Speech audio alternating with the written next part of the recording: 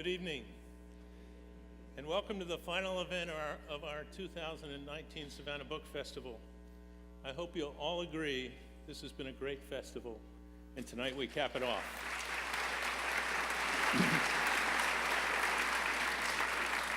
As you know by now, my name is Bo Anders, and I'm president of the Savannah Book Festival Board of Directors. And on behalf of my fellow board members and more than 250 volunteers who help to make this festival a reality every year, we're delighted you've come back to see Daniel Krauthammer.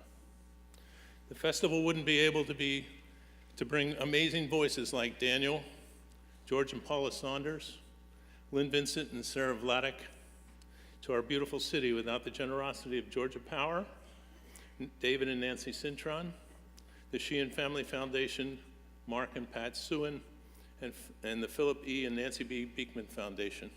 We truly appreciate your support.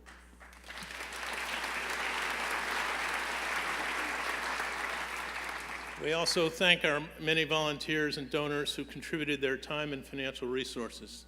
Though I can't name everyone, please know that you are appreciated.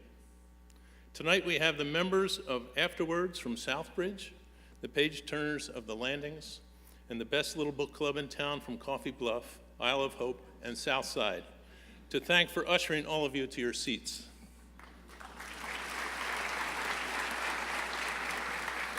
And last but not least, I think they've posted the dates for next year's book festival, February 13th to 16th, 2020. Now, remember the rules. Please turn off your cell phones, no flash photography, and when we have a Q&A period at the end, one question, please no stories. Thank you. And after the presentation, Daniel will be signing books down here as we've traditionally done every evening. So, the point of it all, a lifetime of great love and endeavors, explores Charles Krauthammer's notable writings and speeches from his 30 years as a national columnist and philosopher, covering topics like politics, popular culture, medicine, and human nature. Krauthammer was a Pulitzer Prize-winning Harvard-trained psychiatrist and best-selling author before he died in June at the age of 68. The collection which Charles was working on before he passed away and was edited by his son, Daniel, also includes essays on America's place in the global arena and the legacy that he left behind. It includes a deeply personal section on family, living with a disability, and dying, as well as Daniel's eulogy for his father. Daniel will present a look at the book and Charles' life during his address. Daniel Krauthammer, a syndicated columnist and political commentator, has an MBA from Stanford, an MSc in financial economics from Oxford, and a bachelor's degree in social studies from Harvard. His writings appear in the Weekly Standard, New Republic, and the National Review, with a focus on economics, foreign affairs, and finance.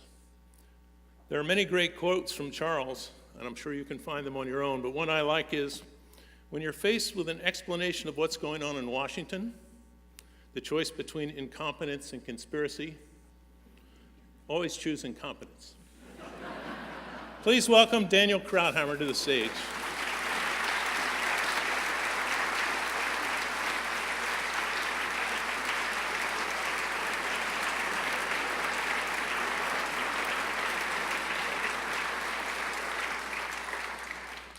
Thank you, Bo, for that very kind introduction.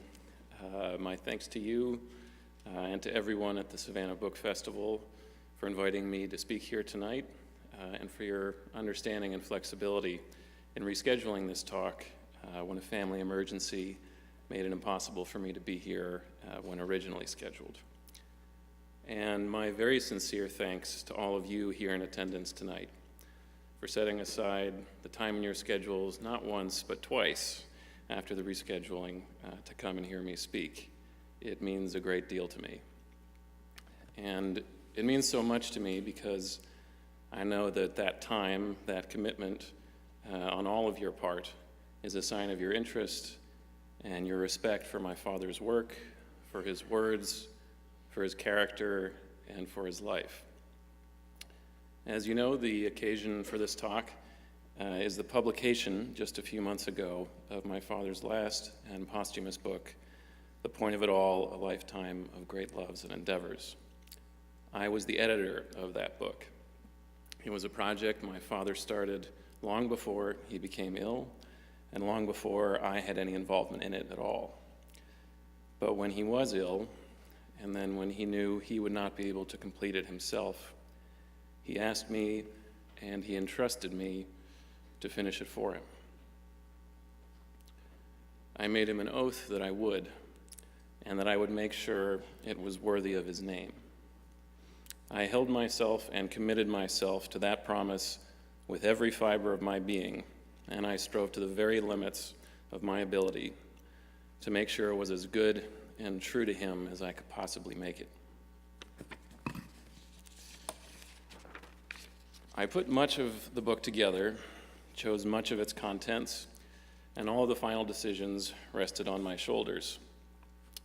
But much of it was already chosen and already in place when I became involved.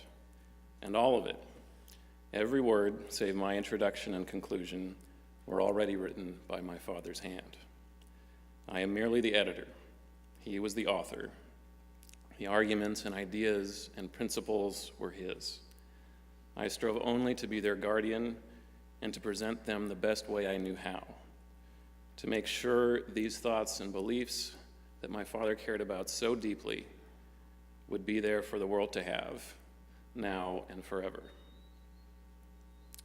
That is how I viewed my job in editing the book, and that's how I view my job here tonight. It's a real honor to be here with you. I only wish, so very deeply, it's an honor that could have been my father's rather than my own. But fate would have it otherwise, and so I will do my best to represent my father and his legacy, and to convey to you tonight what I think were some of the most important ideas he fought for in the pages of The Point of It All and throughout his career. I have to warn you, I'm quite new to all of this, to book tours, giving speeches, and most especially to the difficult balance of representing my father in his work, but not pretending to be his spokesperson in the days now beyond his life, or to interpret his thoughts for our own political moment. So I'll ask you to please bear with me as I try to do my very best in this effort.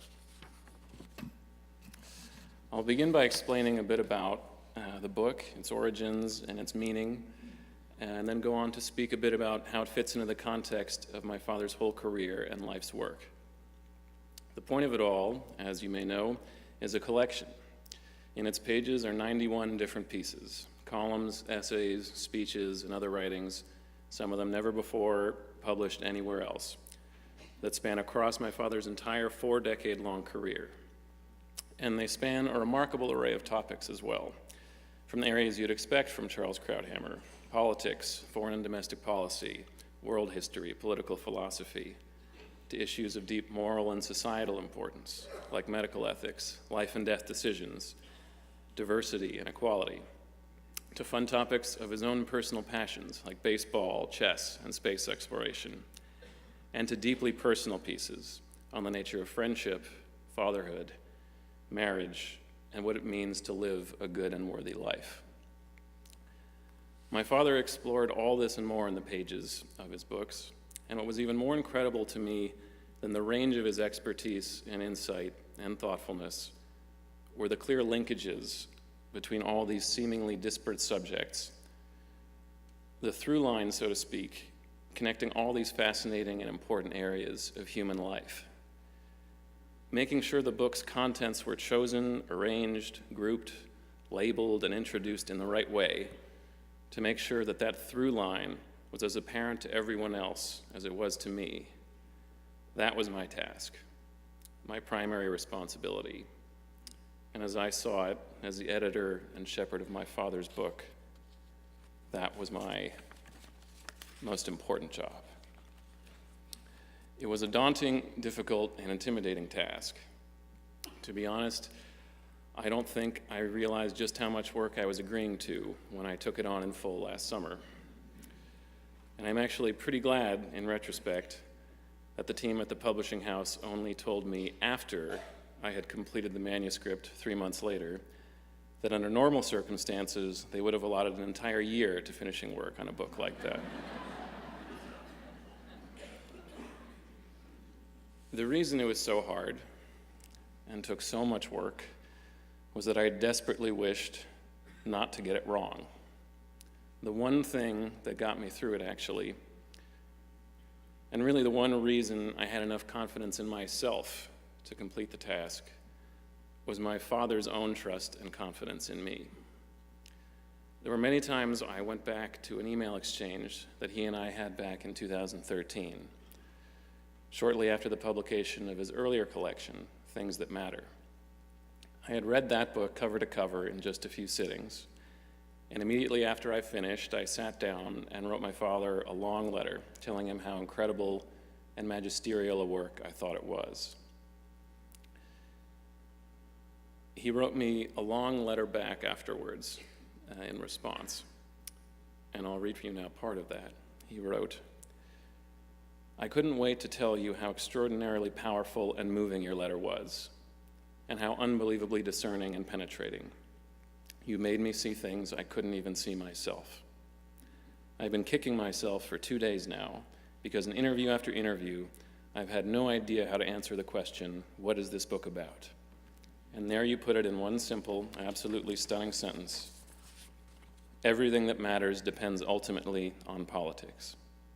As soon as I read it, I stopped reading your letter, wrote it down, and with a few paragraphs of elaboration, and emailed it to myself so I wouldn't lose it." End quote. I thought then, and I still think now, that he gave me far too much credit. I felt I was just paraphrasing back to him what he had already written in his book. But sometimes it takes a fresh eye, an outsider's eye, to point out for you what was already there all along. And I was quite sure it was there all along. In the introduction to Things That Matter, he had written, quote, "While science, medicine, art, poetry, architecture, chess, space, sports, number theory, and all things hard and beautiful promise purity, elegance, and sometimes even transcendence, they are fundamentally subordinate. In the end, they must bow to the sovereignty of politics, because in the end, everything, high and low, and most especially high, lives or dies by politics. Because of its capacity, when benign, to allow all around it to flourish, and its capacity, when malign, to make all around it wither." It's an incredible passage, I think, for its huge breadth, literally taking in everything that matters to the human experience in its totality, and its succinct point that all of that, literally all of it, ultimately depends on getting our politics right.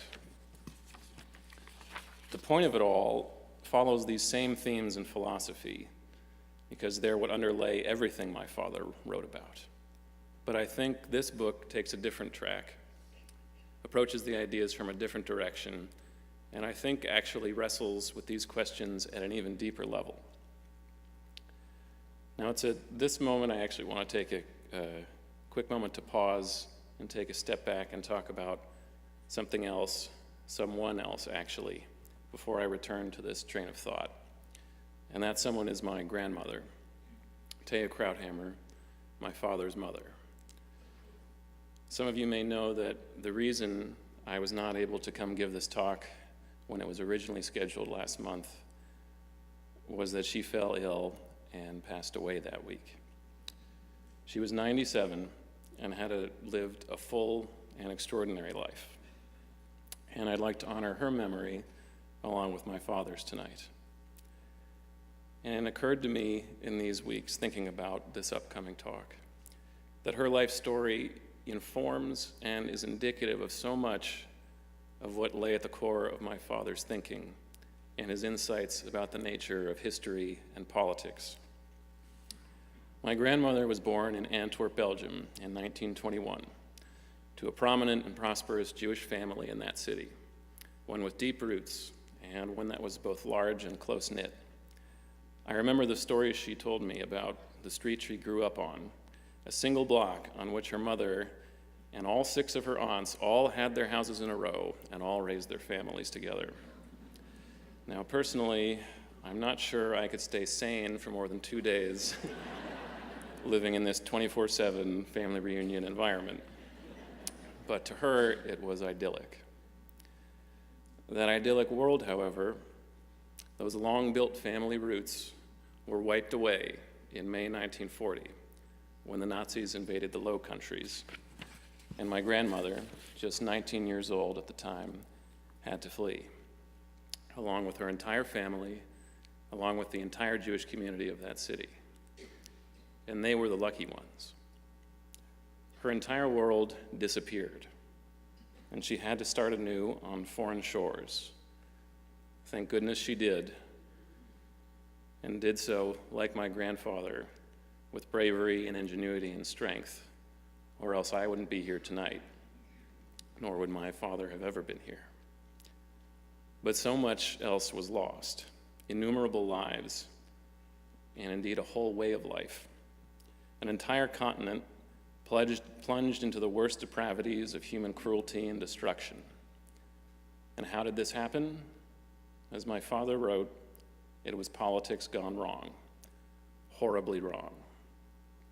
My father's deep awareness of the Holocaust added, I think, a visceral intuition to his immense and broad intellectual understanding of the sweep and patterns of human history. He knew that history had no inevitable tendency toward progress and the good. That arrow of history, as he termed it, could just as easily turn backwards. Its direction determined by politics. And disastrous politics could lead to disastrous outcomes in ways that we find hard to believe. As he wrote, quote, "Politics is the moat, the walls beyond which lie the barbarians. Fail to keep them at bay, and everything burns." The 20th century, with its mass political enthusiasms, is a lesson in the supreme power of politics to produce ever-expanding circles of ruin, end quote. He wrote about the disasters of World War I, the Russian, Chinese, Vietnamese, and Cambodian revolutions, and he wrote about World War II. Quote, "Of course, the greatest demonstration of the finality of politics is the Holocaust, which in less than a decade destroyed a millennium-old civilization, sweeping away not only 6 million souls, but the institutions, the culture, the very tongue of the now vanished world of European Jewry. The only power comparably destructive belongs to God, or nature, and yet even God cannot match the cruelty of his creation. That is the work of man, more particularly the work of politics, of groups of people organized to gain and exercise power." What is so particularly shocking, dismaying, and dispiriting about the example of the Holocaust is where it happened. It was not perpetrated by some undeveloped backwater nation, some holdover band of murderous Vikings frozen in time. Germany, in the first part of the 20th century, was the pinnacle of Western culture and civilization. A world leader in the arts, in industry, in the sciences, by nearly every metric that we measure the accomplishments of our species. But they got their politics wrong, disastrously wrong. And those politics methodically took hold and destroyed every other worthy aspect of German life and reverted that nation's sense of morality back to the Dark Ages. We find it hard to imagine the world can ever change that radically from the way we know it. It's simply human nature. And in our incredibly fortunate circumstances today, as citizens of this country, the freest and safest and most prosperous the world has ever known, it can be very hard to resist the blind assumption that everything will just continue to gradually get better forever. But it is not inevitable. It is not the default. Our circumstances, our success, our freedom, our human flourishing is always more precarious than we ever allow ourselves to appreciate.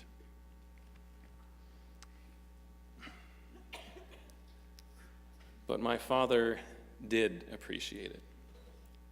And that was the wellspring of his passion, the driving force and urgency behind his choice of career and behind every word he ever wrote about politics.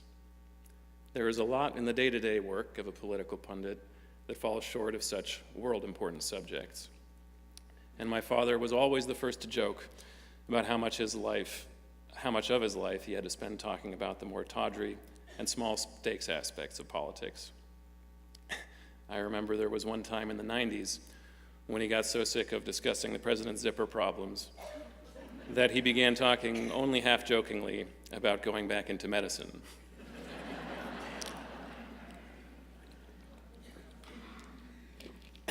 But he always knew the real purpose he was there, and he always dug to a deeper level, many levels deeper often, than others would, on whatever the issue of the day was. He drilled down to the truly important and lasting principles, the questions at the heart of our communal life that are so intensely difficult to understand, let alone to answer. That is the high calling of politics. That is why he wrote. And that was why he wanted to put together this book, to collect the writings that dug into some of the questions that he thought were most important. It was my mother, actually, who came up with the title for The Point of It All, just as she did, by the way, for Things That Matter. She's pretty good at this, it turns out. And as soon as she proposed it, it struck me that it was exactly right. There is no other way, really, to sum up at once the incredible breadth of the book and also its simple and pointed argument. It expresses simultaneously the two deep beliefs my father held about politics that at once are seemingly paradoxical, but are also the ultimate logical endpoint of his core political philosophy: that the point of life should not be defined by politics, that the point of it all is what we choose and what we make of our own lives, the passions, the beliefs, the relationships, the truths we come to in charting our own paths and finding our own meaning in life. But that we can only enjoy the blessings of this freedom to choose if we get our politics right.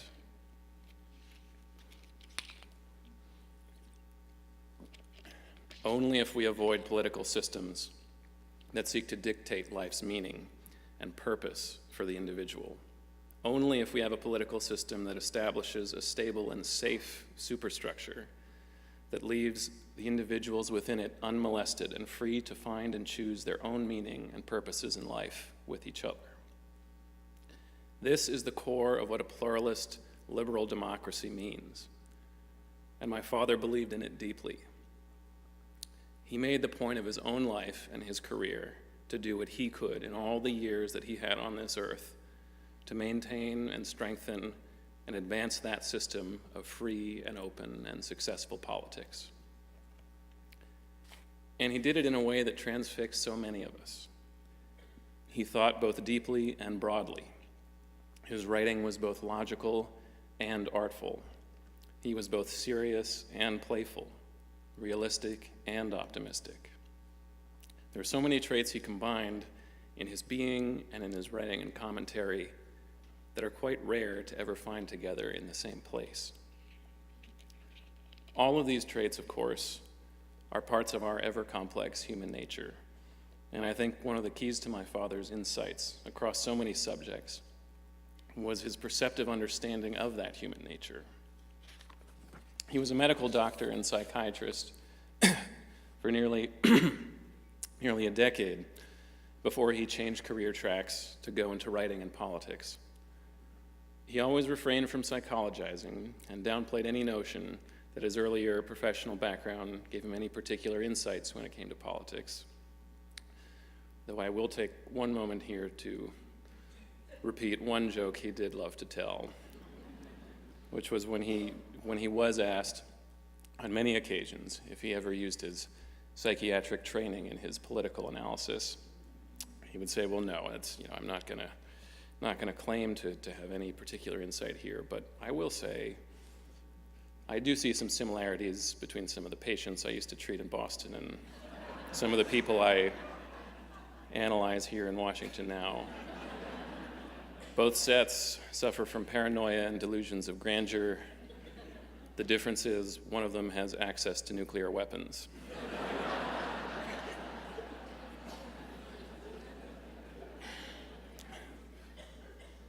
But on the more serious side of it, I do think he had an insight, one that he was too humble to ever take credit for, any special credit for. An insight that politics is really an extension of human nature played out on a grand scale.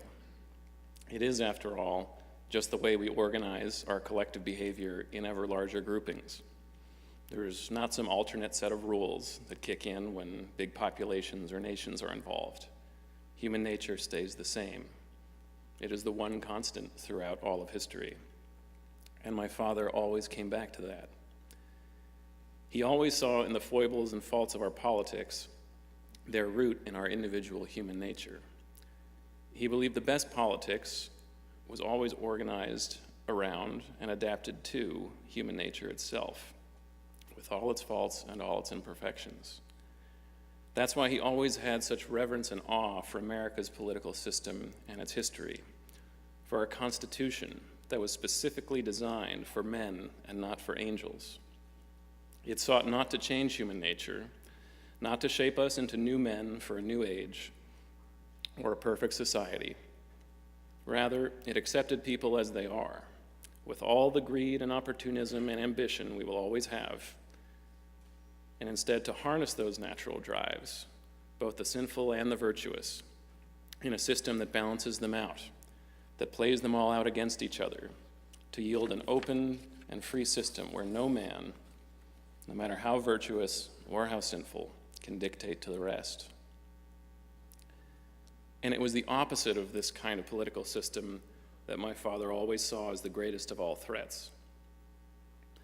In politics that seeks not to adapt to human nature, but rather seeks to bend human nature to its own arbitrary notions of what might be right or good or quote-unquote true.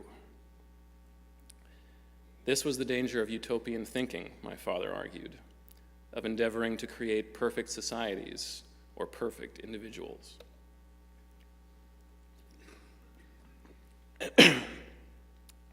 Nothing could be more anathema to human nature.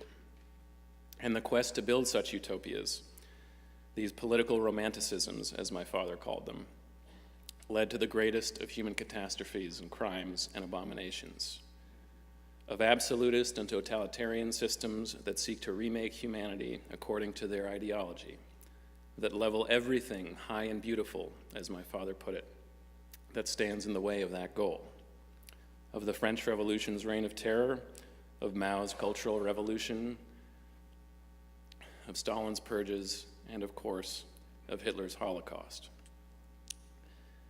This knowledge of and constant awareness of human history and its interplay with human nature gave my father the perspective to see through much of the mundane arguments of our day-to-day politics and to see the core issues, the fundamental stakes that really mattered, the true world historical questions that lay at the heart of why we engage and why we debate about politics in the first place. He had this recognition in his mind always of this vital importance of politics done right.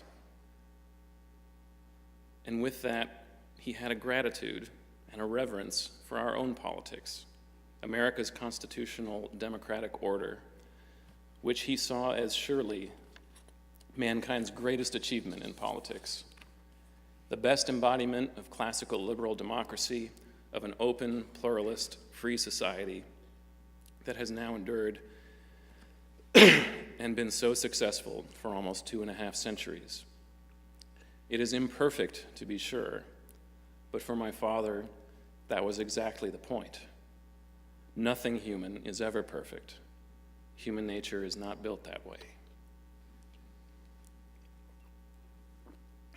And it is not built that way for a reason I think was closely linked in my father's worldview, that human knowledge and human understanding are very limited.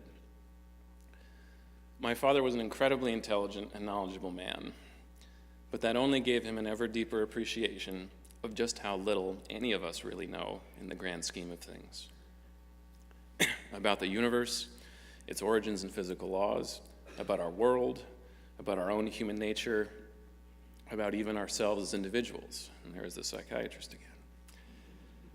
It is hubris to think otherwise, and dangerous hubris to think we understand enough to rebuild societies from the ground up, to perfect human nature, or to dictate to others how best to think and live.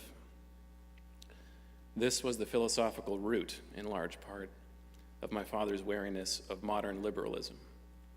As he put it, quote, 20th century liberalism's newfound perfectionist ambitions, reflected in its current euphemism, progressivism, sought to harness the power of government, the mystique of science, and the rule of experts to shape society and individual character and bring them both, willing or not, to a higher state of being, end quote.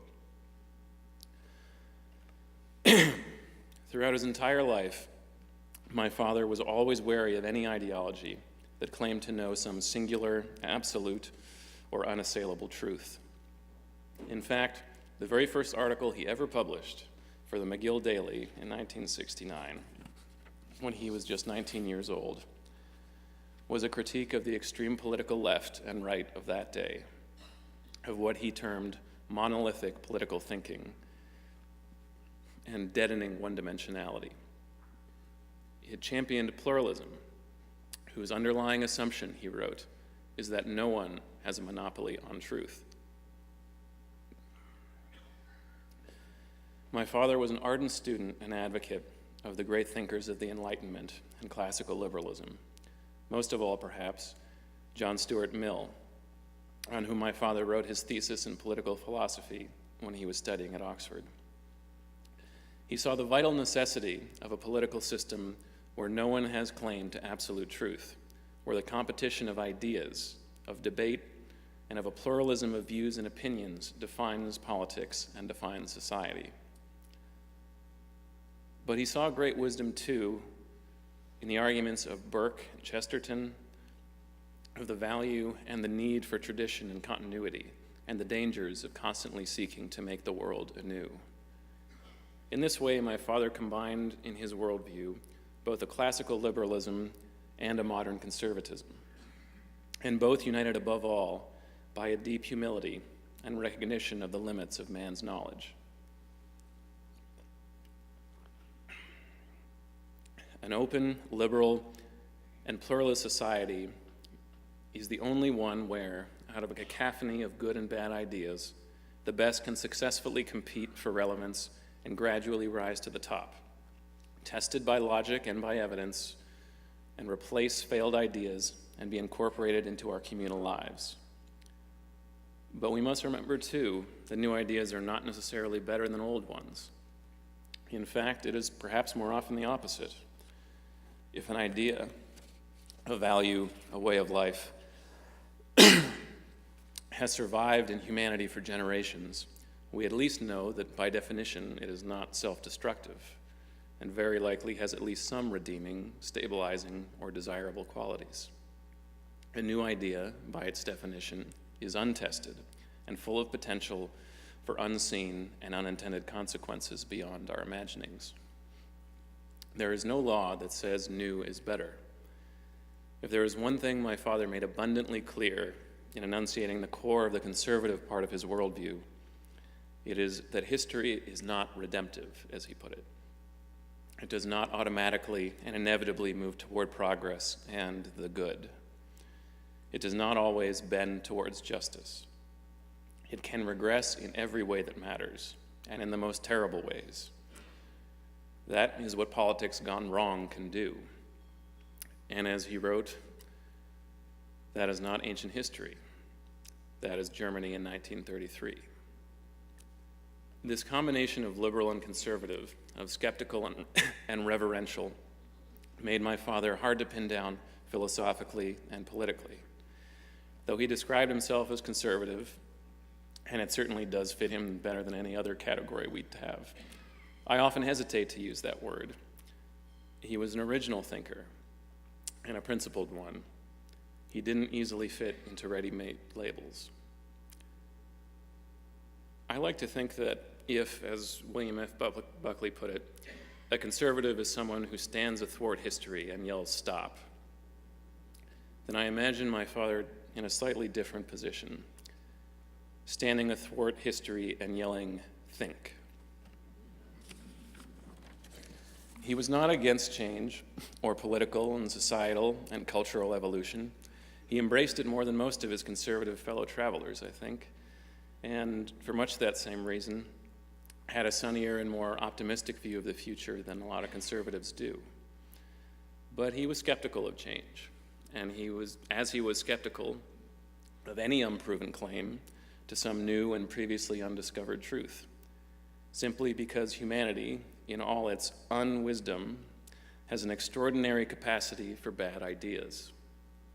History has shown us that, and it is nothing but foolhardy to assume that we in our present day have some unique wisdom and insight into human nature and politics that our forefathers did not. We should always be open to change and improvement, for we inherit from the past much that is unjust and inhumane, but we should always be testing and thoughtful in the process, and always have both gratitude and reverence for the ideas that got us this far along in human progress in the first place, and not to discard them without serious thought and deliberation. Especially in America, where we have the incredible good fortune of inheriting the philosophical and political system that was bequeathed to us by those who came before. A system whose founding was, as my father put it, so fortuitous and so unlikely in the course of human history that he was at times moved to describe it as a miraculous or providential event.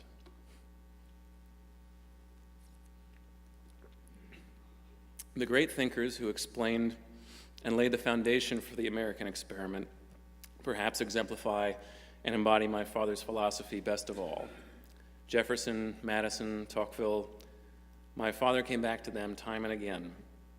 They melded theory and practice, ideals and realities in a way that spoke to my father's core understanding of human nature, with all its contradictions and all its messiness.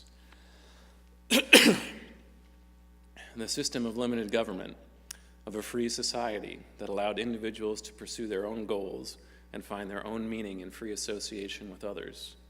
This was their great gift, my father saw, the precious gift of the Enlightenment, as he put it. And it should be guarded by every generation, for it is a rare and precious thing in the history of mankind.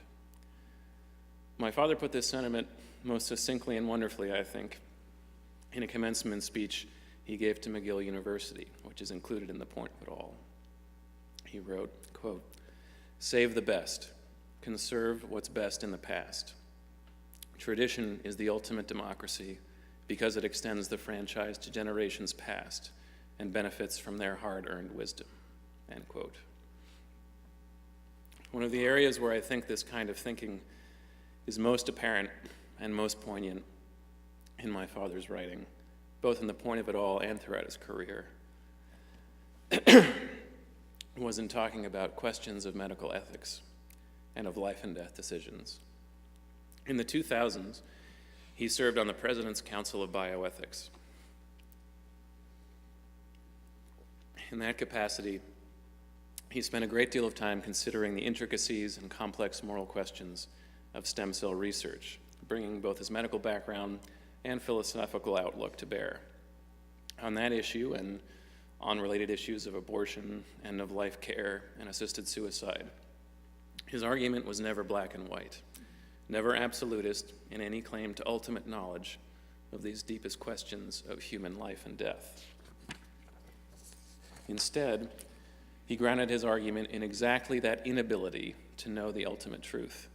He beseeched us all to have humility in the face of these most awesome questions, and for that reason to err on the side of human life, rather than on the side of a pretended mastery of science or human nature.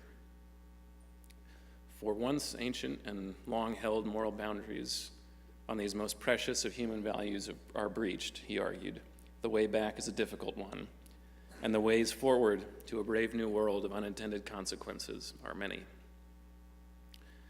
This reverence for the unknown and the unknowable extend beyond politics for my father, and really to every aspect of life, from the deepest ruminations on the origins of the universe to the appreciation of lighthearted pastimes, like an afternoon at the ballpark. That and everything in between are on full, and to me, a very beautiful display in the point of it all. Across all its chapters, my father wrote about everything from chess and movies and sports to fatherhood and friendship and his own subtle and understated philosophy of life. He downplayed the wisdom he brought to all these subjects in his own characteristic way, inserting wry humor and irreverent nods to the peculiarities and absurdities of life at every turn. But in so many ways, that was the quiet key to his insight. He downplayed his own understanding of all these things that fill life with such beauty and joy and meaning. Yet he used the artfulness of his writing to make you feel that very meaning deep in your own heart, somewhere just beyond your ability to fully understand and articulate it in your mind. And that's exactly where my father found it himself. It was a long and difficult process completing this book for my father, but a deeply rewarding one and meaningful one, in making sure that I didn't miss anything that ought to be in the point of it all. I went back and reread essentially everything he had ever written, almost 2,000 columns, essays, speeches, and other writings. It was quite an incredible and, I dare say, indescribable feeling going through all of that. But that experience is one that I think that everyone who reads his books will be able to have as well. My father's words in this book, as in all his writing, speaks to me in a very deep and powerful way. His words open my mind, they stir my spirit, and they move my heart. And I hope they will do the same for you. Thank you.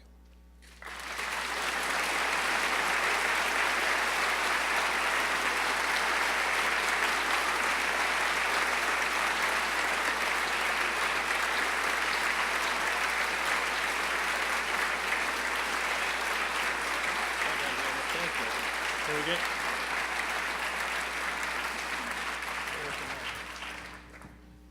Here's one. Test. All yours. Go ahead. Okay, we'll take some questions. We have ushers in the aisles with microphones, and we find it very difficult to see anybody up here. Any questions? I see one right here. Yes, sir. Okay, my question, first of all, it was a astounding and awesome speech. Thank you. Thank you very much. Thank you.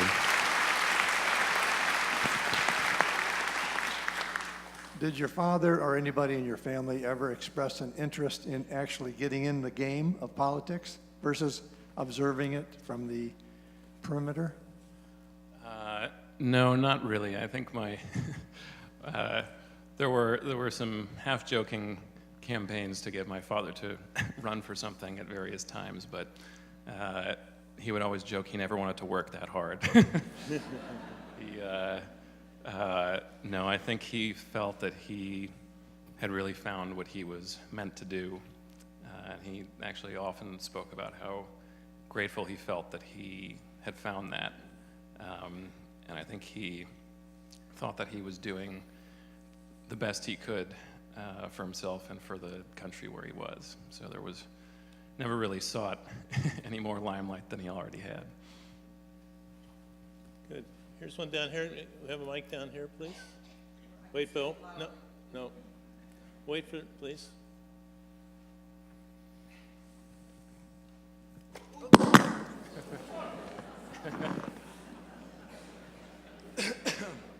Daniel, was your dad particularly disturbed by the growing deadlock of the political dialogue the last couple of years?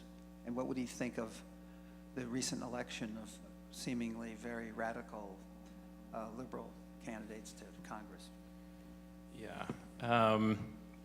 Well, I won't try to speak to what he would say today, but I think what I can say and what's clear from everything he wrote is he abhorred the political extremes, right and left. And I think he was always clear about that was one of America's great blessings, really, was that it, for instance, never really had a far-right nationalist party or far-left socialist party the way that many European societies have for the last century. That's something he often spoke about. So I think you can draw your own conclusions to what he'd say about the current state of affairs. I think, he was still writing through the middle of 2017, so his views on the elections up through that point were clear, and he certainly wasn't happy with a lot of what was going on in either party. But I think specifically to the question of deadlock, in and of itself, I would say he was not necessarily against. I think if, as one was like him, a conservative who often thinks that government getting too involved is a bad thing, if government's deadlocked, that's part of the system and part of it working. So I think to a certain extent, he wouldn't criticize it in and of itself. But that's not to say he didn't call out political dysfunction and things not working the way they should in our constitutional system, which in particular could relate to how, I think as he wrote, because there's so little on the major issues often argued out in the legislature, for instance, a lot of it gets outsourced to the judiciary, which he viewed as backwards to how the system should be working. So I would say, I guess in sum, there's two sides of the coin about deadlock. Okay. Here's one in the middle. The nuclear weapons joke about paranoia and delusions of grandeur was a gut punch to me. And has he said, and once again, you're not going to talk about what he might say, but what was his feelings about that actually happening, where a leader would have some weird, strange, horrible reason to push that button? Yeah, I wouldn't worry too much based on that quote. And he had been saying that for at least 20 years, so hasn't come true yet. I think he wrote about this issue from time to time, and actually in more recent years, a lot in 2017 in particular, he wrote about this. And looking to what he wrote, I would say, I don't think he was kind of literally worried about, just the president waking up and pushing the button for no reason. But the problem is when you get into a crisis situation where, the stakes start to be raised, and you do get to a point where important decisions have to be made. And so certainly I think he thought the systems in place to, the way that we had handled things through the Cold War into today, held well. But, it's one of the reasons he was very critical of a lot of the presidential candidates, including the one who won, for when they would discard a lot of the inherited wisdom of how national security kept us safe for a long time, particularly on issues of deterrence, I would say is an example that he wrote about, of misunderstanding the reason and the purpose that we have deterrent threats out there, and how important those are to avoiding exactly the kind of potential ramping up of crisis situations that might possibly get us into something very dangerous. So, I would say not to, run for the bunker quite yet, but I do think as part of the kind of the political discussion, it starts there. It's not just the moment of maximum risk; it's all the conversations that frame that and lead up to it that are important to talk about and to argue in favor of the mindsets that have kept the worst from happening for many decades, when people for many decades also thought we wouldn't last. All right. We have one up in the balcony. Yes, Daniel, I think your dad was an inspiration on a two-pronged effort. One, when we read his columns, and long before we saw him on television, most of us didn't know that he was in a wheelchair. Sean Hannity always made that statement that he was almost embarrassed when he found out that he was when he met him for the first time.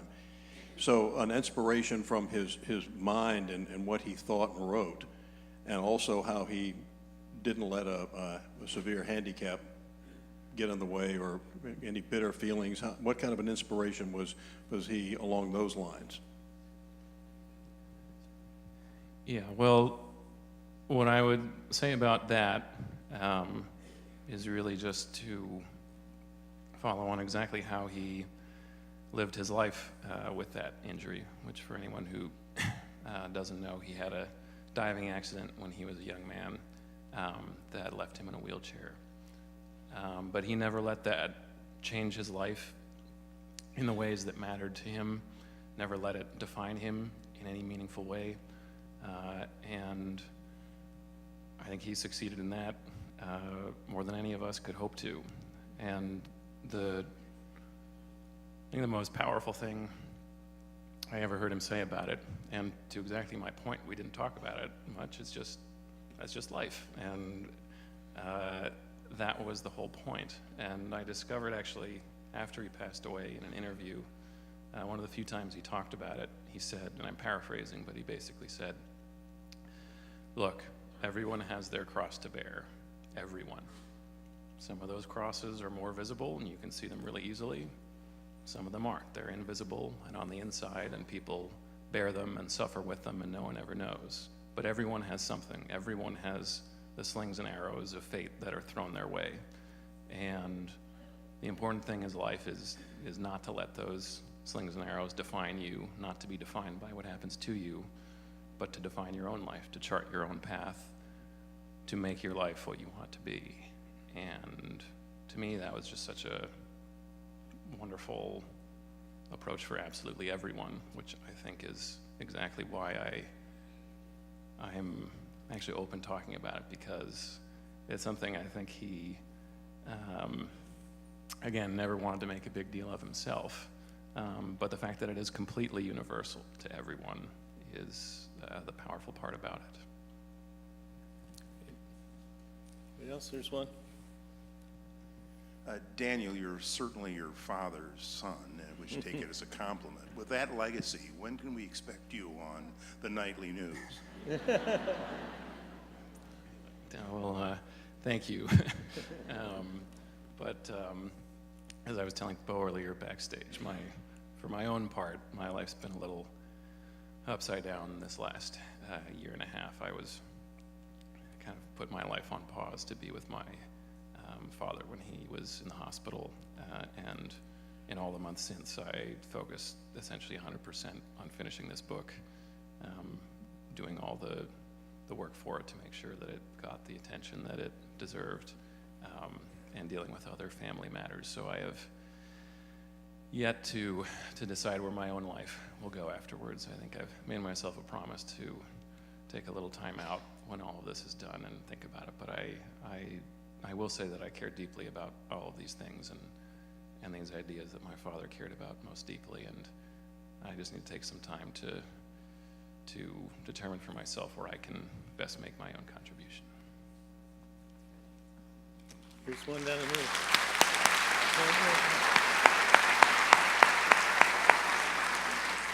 Here comes the mic. Yes, I've been a big follower of your dad's for a long time. I'm wondering, with his Jewish background and his reverence for America's government and how it was founded in the Founding Fathers and based on Judeo-Christian principles. I'm just wondering, I've never kind of read this anywhere, how much did his religious beliefs, especially on a moral compass, impact his decisions about good politics, bad politics, and how that affected governance? I mean, did he share that with you privately? Or I've never heard him talk about this is how we do it in the Jewish faith, this is how Christians think. He Yeah. kept it just very level. Right. He did talk about this in a few long interviews that I have seen, and so I can speak to it a little bit. I mean, I would say his Judaism was incredibly important and central to who he was, but he did not consider himself a religious person, so to speak, in the kind of literal truth of the Bible or anything to that degree. He was raised in a very religious Orthodox household, but then found his own way to where he had incredible reverence for the traditions, the wisdom, the philosophy passed down through Jewish thought through the ages, and also, for that matter, the great thinkers and philosophers of Christianity and other religions. But I think he would say, or he did say, that so there was never a sense of he thought, oh, this religion's right or these teachings are right and therefore that translates to government, but he did have a real sense of the historical origins of a lot of our secular or whatever label you want to put on it, our morality today, and that morality doesn't just exist in a vacuum.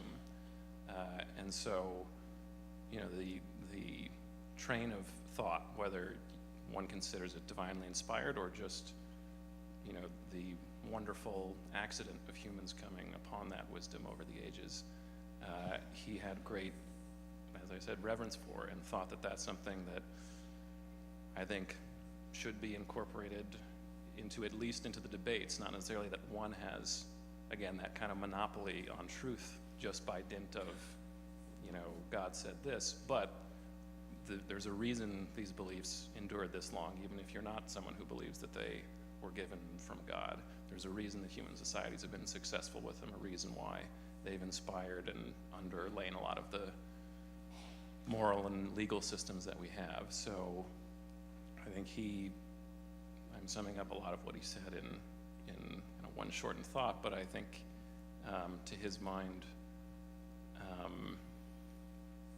dismissing that and pretending that one can make up one's own morality in a vacuum, so to speak, is kind of fooling oneself to a degree. And so, for instance, he was always very allergic and annoyed by debates when people say, oh, you can't argue this political viewpoint because you only say that because your religion says it, like on abortion or whatever else. And there are several columns where my father said, well, why is it you can be motivated to argue a political point from veganism or human rights or vegetarian or whatever you want it to be, and the only thing accepted is religion? There's something backwards about that either you have to draw morality from somewhere, and I think he saw religion as an incredibly central, important part of that to American society and to human life. Yeah, we have time for one more. There's one in the middle.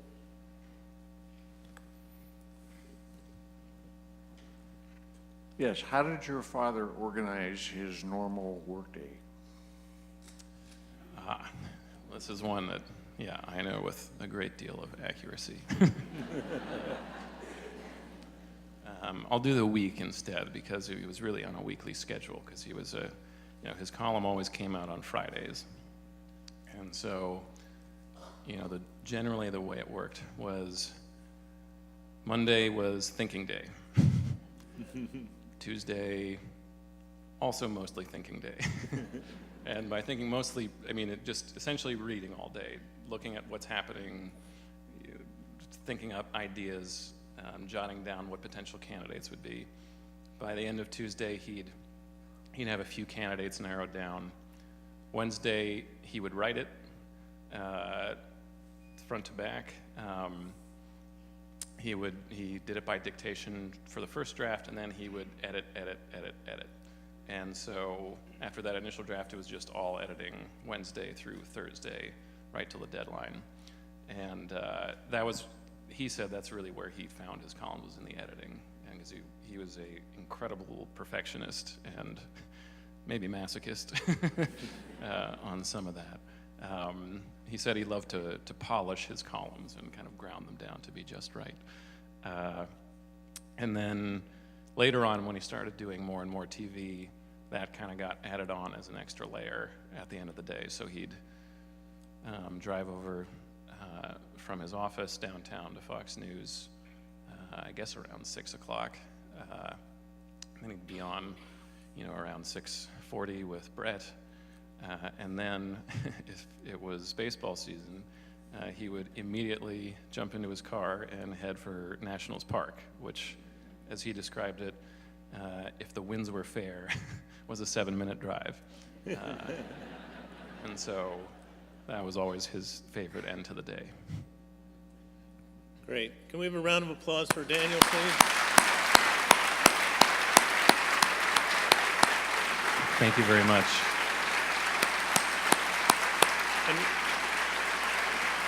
Thank you. And once again from the Savannah Book Festival, thank you volunteers, thank you sponsors, and thank you all for coming. We look forward to seeing you again next year. Well done. Great job.